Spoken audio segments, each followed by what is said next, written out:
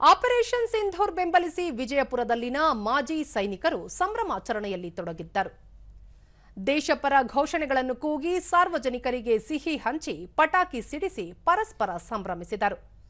ಈ ವೇಳೆ ಮಾಜಿ ಸೈನಿಕರು ಹಾಗೂ ಸಾರ್ವಜನಿಕರು ದೇಶಾಭಿಮಾನ ಮೆರೆದರು.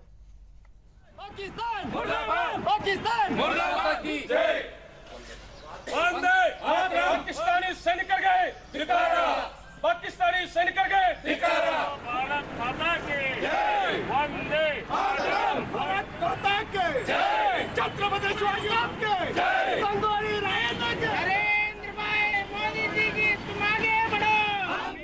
ಮತ್ತು ಪಿಯುಕೆ ಇದೇ ಒಂದು ಸಂದರ್ಭದೊಂದಿಗೆ ಮಾಜಿ ಸೈನಿಕ ಕಾಂತಪ್ಪ ಬೀರದಾರ ಭಯೋತ್ಪಾದನೆ ನಿಗ್ರಹಕ್ಕೆ ದೇಶ ಅತ್ಯುತ್ತಮ ಮಾರ್ಗ ಕಂಡುಕೊಂಡಿದೆ. ಪ್ರಧಾನಿ ನರೇಂದ್ರ ಮೋದಿ ನೇತೃತ್ವದ ಸರ್ಕಾರವು ಆಪರೇಷನ್ ಸಿಂಧೂರದ ಮೂಲಕ ಪ್ರತ್ಯುತ್ತರ ನೀಡಿದೆ ಎಂದರು. ಏನೇನಿಲ್ಲ ಎಂಬುದೆಲ್ಲ ಗೊತ್ತಾಗುತ್ತೆ. ಅದರ ಸಲುವಾಗಿ ಇದೇ ಒಂದು ಸಂದರ್ಭ ಇದೆ, ನಮ್ಮ ಪಾಕಿಸ್ತಾನವನ್ನು ಆ ಪಿಯುಕೆಯನ್ನು ತೆಗೆದುಕೊಳ್ಳಬೇಕು ಅಂತ.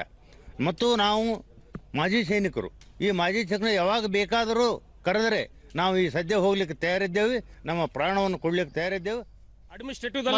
ಮಾಜಿ ಸೈನಿಕ ಕಾಶಿಲಿಂಗ ಶಿಗ್ಗಾಂವ್ ಗಡಿಯಾಚೆಗಿನ ಭಯೋತ್ಪಾದನೆ ನಿಗ್ರಹಕ್ಕೆ ಭಾರತ ಬದ್ಧವಾಗಿದೆ. ಕಳೆದ ರಾತ್ರಿ ನಡೆದ ಕಾರ್ಯಾಚರಣೆ ಶ್ಲಾಘನೀಯವಾದದ್ದು ಎಂದು ತಿಳಿಸಿದರು. ಲೇಟೆಸ್ಟ್ ರಿಟೈರ್ ಬಂದಿದ್ದಾರೆ, ಅವ್ರು ಎಲ್ಲ ಮಾಜಿ ಸೈನಿಕರಿಗೆ ಒಂದು ಅವ್ರ ಎಕ್ಸ್ಪೀರಿಯನ್ಸ್ ಅವರಂತಲ್ಲಿದೆ. ಆ ಎಕ್ಸ್ಪೀರಿಯನ್ಸ್ ನಾವು ಈ ಬಾರ್ಡರ್ದಲ್ಲಿ ಹೋಗಿ ಯೂಸ್ ಮಾಡಿ ಈ ಪಾಕಿಸ್ತಾನದಲ್ಲಿ ಇರುವ ಪಿಒಕೆನು ನಾವು ಹೊಳ್ಳಿ ಎಲ್ಲಿ ತನ ನಮ್ಮ ಹಿಂದೂಸ್ತಾನಿಗೆ ಸರಿಪಡಿಸೋದಿಲ್ಲ, ಅಲ್ಲಿ ತನ ನಾವು ಇವರಿಗೆ ಬಿಡೋದಿಲ್ಲ.